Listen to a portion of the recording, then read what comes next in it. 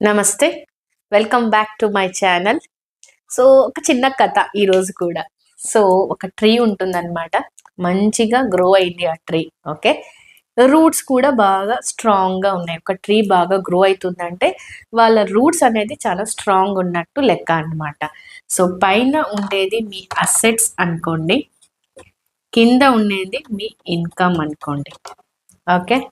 Assets ఒక్కసారి ట్రీని ఇట్లా బ్రేక్ చేస్తే కూడా ఇన్‌కమ్ మీ రూట్స్ కాబట్టి మరి ఆ అసెట్స్‌ని మీరు రీగెయిన్ చేయవచ్చు.